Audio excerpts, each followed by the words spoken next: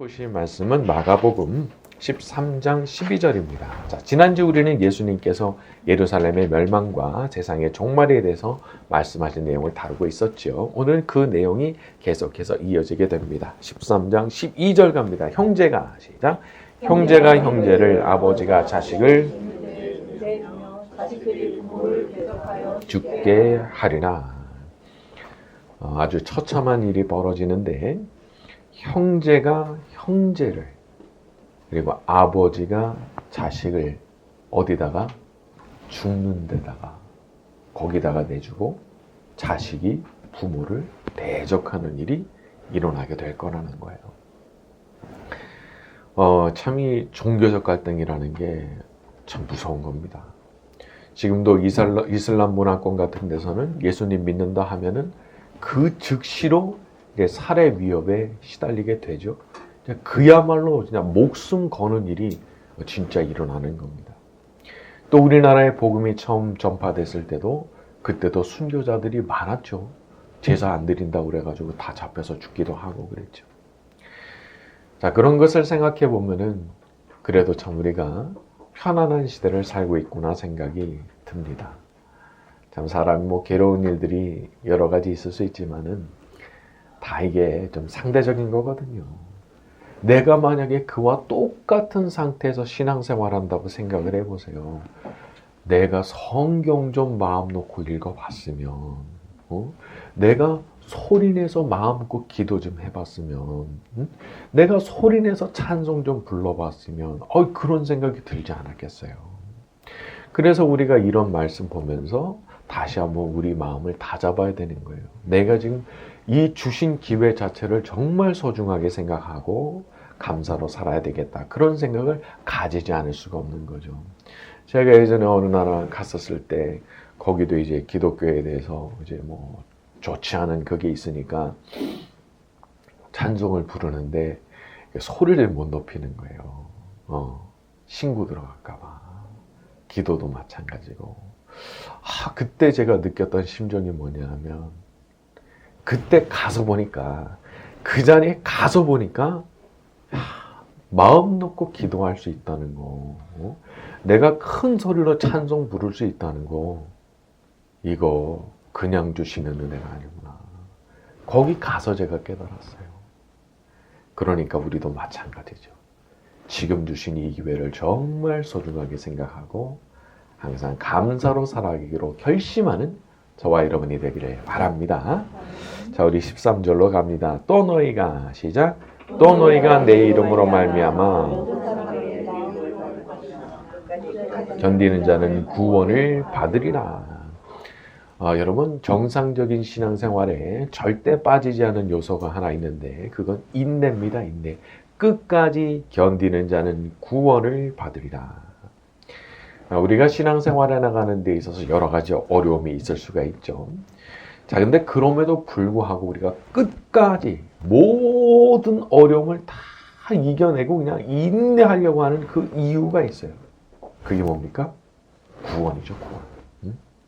우리가 그렇게 어려움을 감수하면서 그 어려운 인내를 다 감당하면서 그렇게 끝까지 가려고 하는 그 이유는 그 길의 끝에 예수님께서 믿는 자들을 위해서 준비하신 구원이 기다리고 있기 때문에, 그래서 우리가 끝까지 그 믿음 지키려고 하는 거예요. 여러분, 누구한테 천국의 문이 열리느냐? 인내하는 자, 끝까지 잘 견뎌낸 사람, 그 사람 앞에서 천국 문이 싹 열려요. 중간에 나는 힘들어서 못하겠다. 안 된 일이지만 그렇게 가면 천국 문이 안 열려요. 그래서 우리가 포기 못하는 거예요. 우리는 절대 포기 못해요. 내 앞에서 천국 문이 열리는 거 나 봐야 되기 때문에. 그런 거죠. 세상 어떤 게 대가 없이 귀하면 귀할수록, 값어치가 크면 클수록 인내라는 것은 필수라고 하지 않을 수가 없는 거예요. 아니, 세상 귀한 어떤 게 그냥 막 주어집니까? 그런 건 없는 거거든요. 자, 우리 성경 한 구절 찾아봅니다. 디모데후서 4장 6절에서 8절. 신약성경 346쪽쯤에 있습니다. 신약성경 346쪽 디모데후서 4장 6절에서 8절입니다. 디모데후서 4장 6절에서 8절 신약성경 346쪽 전제와 같이 시작. 전제와 같이 내가 벌써 부어지고 나의 떠날 시각이 가까웠도다.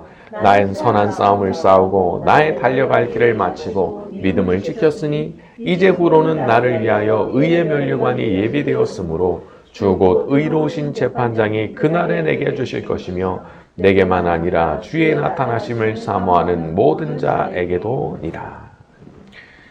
노년의 사도 바울이 했던 마지막 고백이랄까 그런 부분이죠. 전제와 같이 내가 부어지고, 여기 전제라고 하는 것은 액체를 부어드리는 제사거든요. 근데 이제 내가 나의 피를 혹은 나의 생명을 마지막으로 부어드려서 마지막 부어드리는 그 제사를 드릴 때가 가까이 왔다. 바울이 그렇게 말하는 거예요. 그리고 자기의 과거에 대해서 딱 돌이켜보면서 말하기를 내가 선한 싸움을 싸우고 나의 달려갈 길 마치고 내가 믿음을 딱 지켰다고 그 말을 이 노년에 하는 거예요. 여러분 우리도 마찬가지 아니겠습니까? 선한 싸움 싸우고 내가 달려가야 될 길 다 마치고 끝까지 믿음 지키는 거, 끝까지 인내하는 거 우리한테도 주어진 그런 사명 아니겠어요? 근데 사도 바울이 뭐라 말씀합니까? 8절에 이제 후로는 나를 위하여 의의 면류관이 예배되어 있다. 그리고 의로우신 재판장에서 그날 내게 주실 것이다. 사도 바울은 지금 이 말 하던 그 순간에 이미 자기 죽음을 예감하고 있었어요. 이게 어떤 영감이었는지 모르지만은 내가 이제 마지막 순간이 다가왔다는 것을 알게 된 거예요. 그러면서 동시에 무슨 얘기를 해요? 내가 죽는 그 순간 어떤 일이 벌어질지에 대해서도 내가 알고 있다. 그 얘기를 하는 거예요. 의로우신 재판장께서 내가 마지막 나의 피와 나의 생명을 부어드리는 그날 그분께서 내게 의의 면류관을 씌워주실 것이다. 여기 나오는 면류관은 올림픽 경기에서 우승자들에게 씌워지는 그런 면류관인 거예요. 이겼다. 승리했다. 이것은 너의 승리다. 딱 하나님께서 관에 씌워주신 그날이 바로 그날 될 거라는 거예요. 내가 나의 생명을 마지막으로 다 부어드린 그날이 하나님께서 나에게 면류관 씌워주시는 그날이 될 거야. 사도 바울이 그런 말씀하고 있는 거예요. 여러분 믿는 우리 모두에게도 인내하는 우리 모두에게도 그와 같은 순간이 기다리고 있는 줄로 믿습니다. 자, 우리 14절로 돌아갑니다. 마가복음. 자, 멸망의 시작. 멸망에 가증한 것이 서지 못할 것에 선 것을 보거든 읽는 자는 깨달을진저. 그때 입에 있는 자들은 산으로 도망할지어다. 그렇죠. 자, 우리 성경 하나 또 찾아볼 거예요. 다니엘서 11장 31절입니다. 구약성경 1253쪽. 구약성경 1253쪽. 다니엘서 11장 31절을 가서 봅니다. 구약성경 1253쪽. 자, 다니엘서 11장 31절로 가서 봅니다. 자, 군대는 이렇게 가죠. 시작. 군대는 그의 편에 서서 성소 곧 견고한 곳을 더럽히며 매일 드리는 제사를 폐하며 멸망하게 하는 가증한 것을 세울 것이며. 멸망하게 하는 가증한 것. 바로 이 표현을 그대로 가지고 오신 거예요. 다니엘서 안에서 이게 무슨 맥락의 말씀이냐면 장차 북방 왕이 환란을 몰고 올 것인데 가증한 것을 성전에다가 세울 것이다. 이제 그런 말씀이에요. 그리고 이 다니엘서의 예언이 언제 성취가 되느냐 하면 BC 157년 혹은 158년 보는 학자도 있는데 시리아의 왕이었던 안티오쿠스 에피파네스라는 사람이 성전 안에다가 예루살렘 성전 안에다가 제우스 신을 위한 제단을 만들고 거기서 돼지로 이제 제사를 드립니다. 그러니까 이게 이제 이 예루살렘 사람들한테는 엄청난 충격인 거예요. 거기다가 이 당시에 이제 박해를 했는데 이 사람이 이제 에피파네스가 했던 그 박해가 이스라엘 역사상 아주 기록적인 박해로 기록이 돼 있어요. 어떻게 했느냐? 율법서 다 불태우고 돼지고기, 율법에 의하면 돼지고기 못 먹죠. 돼지고기 먹도록 강요하고 안식을 폐지하고 제사 드리는 거 폐지하고 할례 받는 것도 못하게 했고 어겨 그냥 사형. 이거를 시행했단 말이에요. 근데 지금 예수님 말씀하시는데 그때 일어났던 그 표현을 지금 갖고 오시거든요. 그러니까 이거 제자들이 들었을 때는 굉장히 이제 걱정이 되는 그런 얘기가 됐을 거예요. 그리고 그때를 상기시켰던 이 예수님의 예언이 이후에 이제 1차적으로 언제 이루어집니까? AD 70년에 로마가 침공하면서 그와 같은 일이 다시 한번 재현이 돼요. 자, 우리 15절부터 17절로 돌아갑니다. 지붕 위에 있는 자는 시작. 지붕 위에 있는 자는 내려가지도 말고 집에 있는 무엇을 가지러 들어가지도 말며 밭에 있는 자는 말지어다. 그날에는 아이 벤 자들과 젖 먹이는 자들에게 있으리로다. 자, 평범한 일. 누구나 평상시라면 할 수 있는 그런 일도 그때는 하면 안 되는 거예요. 왜? 재난이 닥쳤거든요. 마치 6.25 전쟁 직전에 이북에 잠깐 갔다 온다고 갔다가 영영 돌아오지는 못하는 것과 이제 비슷한 상황이 펼쳐지는 거죠. 사람 사는 세상에는 이런 일이 있지 않습니까? 밭에 있다가 겉옷 가지러 갔는데 그 사이에 큰일을 당한 거예요. 지붕 위에 있다가 이제 그쪽은 옥상이 많이 있거든요. 옥상 위에 있다가 아래로 잠깐 내려가는데 그때 그냥 재난을 당하는 거예요. 우리가 살아가는 세상에는 자연재난을 비롯해서 뭐 강도를 당한다든지 혹은 전쟁이 난다든지 그와 같은 일들이 비일비재하게 일어납니다. 자, 그리고 그런 때일수록 아주 중요하고 절실하게 필요한 게 뭐냐 하면 지혜입니다. 지혜.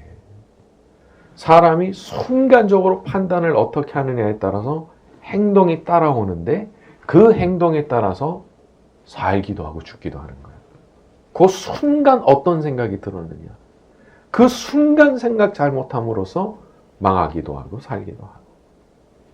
그래서 우리가 참 이 세상에 종말이 다가온다 싶을수록 더더욱 지혜롭게 행동할 수 있기를 간구해야 되는 거죠. 순간의 그 판단으로 이게 사람이 이제 일을 그르칠 수 있거든요. 제가 그런 생각을 또 이제 최근에 아침에 딱 일어나는데 요일이 제가 완전히 착각한 거예요. 아침 요일을 착각한 거예요. 그러니까 엉뚱한 일을 하고 있는 거죠. 지금 요일에 맞지도 않는 일을 하고 있다가 오늘 그날 아니네 싶더란 말이죠. 근데 이게 그걸 착각하는 그 순간에는 그게 100% 맞는 거거든요. 그러니까 그거에 따라서 움직인 거거든요. 그러면 이게 요일을 착각하지 않는 것도 이것도 은혜인 거예요. 이 지혜가 없어지는 그 순간 사람은 정신 나간 짓 하는 거예요. 그런 걸 보면 요 순간에 일어나는 그 판단, 이거 기가 막힌 거죠. 어떤 탈북하신 분들은 이제 그런 얘기 또 하시더라고요. 아주 급박한 상황에 막 도망치고 있는데 이게 머릿속에서 얘기를 해주더라는 거예요. 왼쪽, 왼쪽 이쪽으로, 왼쪽, 오른쪽 가라고 방향을 일러주더라는 거예요. 신기한 일이죠. 근데 그런 것들이 참 이 세상에 이제 종말이 다가올수록 우리한테는 참 필요한 거죠. 성령께서 이 시간 저희에게 찾아오셔서 그런 지혜로 충만하게 해주시기를 바랍니다. 자, 우리 18절로 갑니다. 이 일이 시작. 이 일이 겨울에 일어나지 않도록.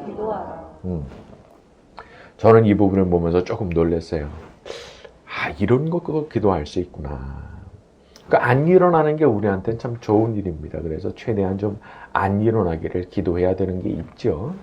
하지만 만약 그게 정말 하나님의 높으신 뜻 가운데서 예정되어 있는 일이라고 하면 너무 혹독한 일이 되지 않도록 은혜를 간구할 수 있는 거예요. 그러니까 이 하나님께서 자녀된 우리들한테 기도할 수 있는 범위를 굉장히 크게 열어두신 겁니다. 이미 일어나도록 예정되어 있는 일조차도 거기에 대해서 우리가 기도하면 뭔가가 바뀔 수 있는 그런 여지를 열어두시는 듯한 그런 언급이 여기 나오기 때문이죠. 여러분, 우리가 기도하면 그것이 설령 예정된 재난이라고 해도 혹독함을 감해주시는 그런 은혜가 우리에게 주어지게 될 줄로 믿습니다. 자, 우리 19절로 돌아갑니다. 자, 이는 그날들이 시작. 이는 그날들이 환난의 날이 되겠습니다. 하나님께서 창조하신 시초부터 지금까지 이런 환난이 없었고 그래도 그렇죠. 자, 이 부분을 보면은 단지 이게 AD 70년에 로마 침공만 다루시는 게 아니라는 걸 알 수가 있죠. 전에 말씀드렸듯이 예수님은 지금 이중적 조망으로 말씀을 주고 계신 겁니다. 하나는 임박한 예루살렘 성전의 파괴, 또 하나는 저 이제 훗날의 세상 종말에 대해서 말씀을 주고 계시는 거죠. 자, 20절로 갑니다. 만일 주께서 시작. 만일 주께서 그날들을 강하지 아니하였더라면 모든 육체가 구원을 얻지 못할 것이거늘 자기가 택하신 자들을 위하여 그 날들을 감하셨느니라. 여기서 심판의 날을 감하셨다는 것은 이런 심판이 무한정 계속되진 않을 것임을 말씀하시는 겁니다. 말하자면 그 심판도 아주 제한적으로 이루어지고 감당할 수 있을 정도로만 이루어질 거라는 말씀이죠. 자, 그런데 여기 보면은 하나님께서 그렇게 행하시는 이유가 언급이 됩니다. 이 날들을 감하지 않으셨다면 어떤 육체도 구원받지 못할 건데 택하신 자들이 있기 때문에 그래서 그들을 위해서 나를 감하셨다는 거예요. 여러분, 우리 하나님은 우리를 굉장히 특별하게 여기시는 겁니다. 우리 때문에 우리까지 다 망하도록 만들지 않으시기 위해서 그날을 감하셨다 말씀하셨거든요. 우리가 비천한 존재지만 그럼에도 불구하고 하나님께서 우리를 택하셨기 때문에 하나님은 우리에 대해서 정말 신경을 쓰고 계시는 거예요. 혹시라도 육체적으로는 재난을 당해서 육신이 죽을 수도 있습니다. 왜냐하면 믿는 분들도 그런 일 당하잖아요. 하지만 그 육신이 죽는 그 순간 하나님께서 그 영혼을 어떻게 하시겠어요? 생명싸개로 탁 싸가지고 하늘로 들어올리시는 거예요. 그래서 참 안타까운 사연들 있잖아요. 살다 보면 이렇게 믿는 분이지만 또 그런 일 당하신 분들이 있잖아요. 그런데 그래도 우리한테는 어떤 소망이 있는 거예요. 그 재난을 당하는 그 순간 하나님께서 생명사계를 싹 쏴가지고 하늘로 들어올리셨을 거니까 그러니까 우리가 마음에 위로를 받는 거예요. 항상 우리를 택하신 그 택하심이 있기에 우리에게도 이런 소망이 있는 줄로 믿습니다. 자, 우리 21절부터 22절까지 갑니다. 그때에 시작. 그때 어떤 사람이 너에게 말하되 보라 그리스도가 여기 있다. 보라 저기 있다 하여도 믿지 말라. 거짓 그리스도들과 거짓 선지자들이 일어나서 기적과 이사를 행하여 할 수만 있으면 택하신 자들을 미혹하려 하리라. 계속해서 속이는 사람들이 나타납니다. 속이는 사람들, 거짓 그리스도, 거짓 선지자들, 심지어 기적과 이사를 행하는 사람들. 놀라운 건 그 사람들에게서 능력이 난다는 거예요. 능력이 나타난다. 그래가지고 저 이단에 빠졌던 분들 인터뷰하는 거를 들어보면은 아니 내가 따랐던 그 교주가 능력이 있더라는 거예요. 그 사람이 안수하니까 뭐 병이 낫기도 하고 뭐 말을 하는데 딱딱 맞아 들어가고 예언의 능력이 있더라는 거예요. 여기 빠졌다는 거죠. 그리고 이 사람들이 그렇게 기적과 이사를 행하기는 하는데 이제 동시에 입으로는 뭘 하느냐? 거짓말을 합니다. 야, 그 모양새가 너무 기가 막힌 거예요. 능력이 나타나거든요. 그런데 입으로는 거짓말을 하는 거예요. 천연덕스럽게 거짓말을 하면서 사람들이 자기를 따르도록 그렇게 이제 꼬이는 거죠. 심지어 22절 보면은 할 수만 있으면 택하신 자들까지도 미혹하려고 할 거다 말씀했습니다. 여러분 이 말씀 안에는 우리를 향한 경고의 말씀도 있고 안도를 주시는 말씀도 있죠. 한편으로 보면은 위험한 거예요. 누구든지 간에 무차별적으로 갈고리를 던지기 때문에 그냥 걸리면 딸려 들어갈 수 있어요. 택하신 자들이라도 그 위험성이 있어요. 그러나 동시에 그럼에도 불구하고 우리가 안도할 수 있는 이유는 전능하신 분께서 택하셨기 때문에 설령 미혹의 갈고리에 걸려서 넘어갔더라도 택하셨기 때문에 다시 돌아오게 하시는 그런 은혜를 잊게 되는 겁니다. 이난에 빠졌던 분들도 이제 돌아오시는 분들이 있죠. 그 사람이 펼치는 논리에 넘어간 거예요. 다 맞네. 아, 진짜 맞네. 그러다가 넘어간 거거든요. 근데 다 맞는다고 생각해서 넘어갔는데 시간이 지날수록 이게 이상하게 마음이 불편한 거예요. 이게 아닌 것 같은데. 뭐 반박할 논리는 없어요. 내가 뭐 모르니까. 이상하게 나는 마음이 너무 불편한 거예요. 그러다가 어느 순간 딱 저 사람들의 정체가 딱 보인 거예요. 내가 속았구나. 그래서 돌아오시는 분들이 있어요. 여러분 그거 뭡니까? 하나님께서 택하셨기 때문에 일어난 거예요. 택하셨기 때문에 그게 보이게 하신 거예요. 그거 안 보이면 어떻게 돼요? 그냥 거기다 인생 팔아먹는 거예요. 그냥 강도질 당한 거예요. 그러나 하나님께서 눈을 띄워주시기 때문에 그 돌아오는 분들이 있는 거거든요. 그래서 제가 이단에 빠진 분들 참 안타깝게 생각을 해요. 물론 이제 정말 완전히 정말 몹쓸 아주 그런 사람들도 있지만 그 중에는 또 택하신 자임에도 불구하고 미혹을 당해가지고 끌려간 그런 분들도 있거든요. 그러니까 그 눈이 떠지게 해달라고 기도를 해야 되는 거죠. 혹시라도 내가 아는 분 중에 그런 분이 계시다 그러면은 기도해야 됩니다. 기도해야 되고 어떻게 보면은 그 사람을 막 잡아먹을 듯이 이렇게 해서는 안 되고 그 이단 상담하시는 분들이 그러더라고요.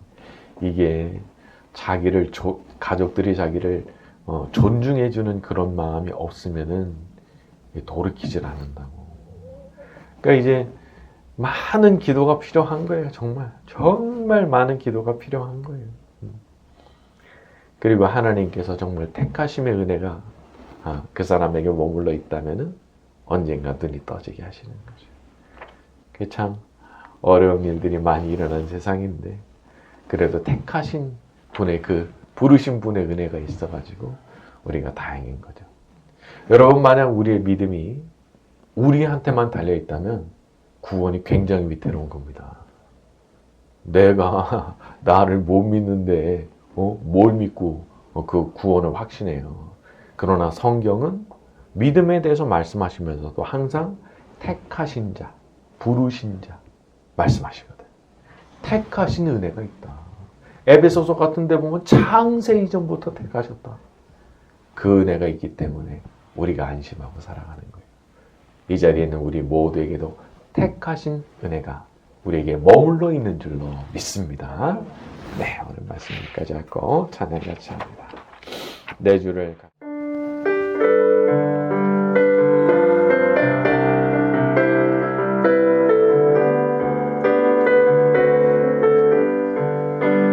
나의 영원하신 기업 생명보다 귀하다. 나의 갈 길 다가도록 나와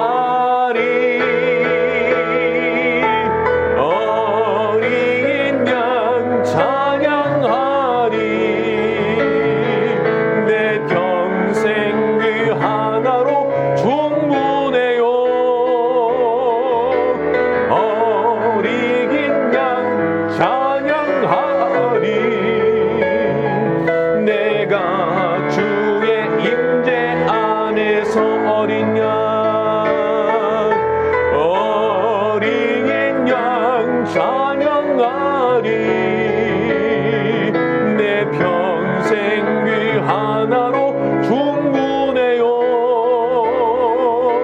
어린 양 찬양하리. 내가 주